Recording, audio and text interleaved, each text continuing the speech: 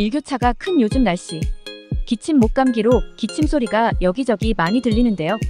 한번 시작하면 좀처럼 쉽게 멈추지 않는 기침에 고통스러우신가요? 기침을 하게 되면 기도에 많은 힘과 압력이 가해져 그 자체로 목에 상처를 내고 이로 인해 다시 기침이 유발되는 악순환의 만성 기침이 될 수도 있다고 하는데요.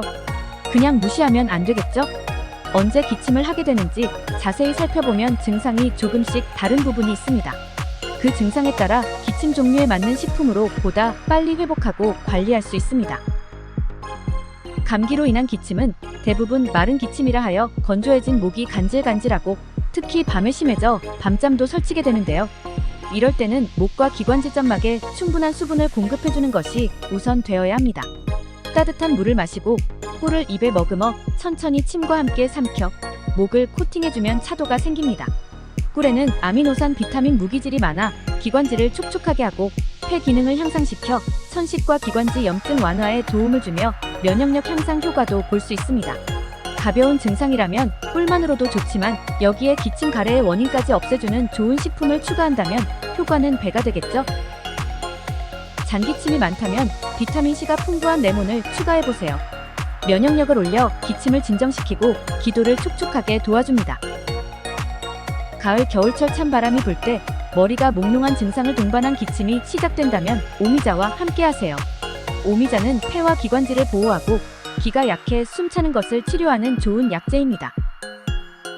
오랫동안 기침이 안 멎는 만성 기침이라면 생강과 함께 해보세요. 기침뿐만 아니라 몸에 냉기를 몰아내 냉증, 감기, 몸살에도 도움이 됩니다. 가래가 동반된 기침이라면 해열과 소염 작용 약재로 쓰이는 도라지와 함께하세요. 급성 기관지염, 천식 등 다양한 호흡기 질환에도 도움을 받을 수 있는 약재입니다. 마지막으로 목점막이 극도로 마른 상태로 물을 마셔도 건조함이 회복되지 않을 땐 진액을 생성시켜주는 맹문동과 함께하세요. 오장의 진액체액을 보충해주고 심장과 폐, 위장의 열독을 풀어주는 효과가 뛰어나다고 합니다. 이러한 식품들은 차로 끓이거나 청으로 만들어 활용하면 어렵지 않게 복용 가능합니다. 기침이 장기간 계속될 때는 무작정 양약에만 의존해 한 달이고 두 달이고 약을 계속 먹게 될 때가 있는데요. 이럴 때는 어떤 기침인지, 어느 상황에서 심해지는지 세밀히 증상을 살펴 레몬, 오미자, 생강, 도라지, 맹문동으로 관리해보세요. 한결 편안하게 기침을 멎게 할 수 있습니다. 지금까지 함께한 시간이 유익했길 희망합니다.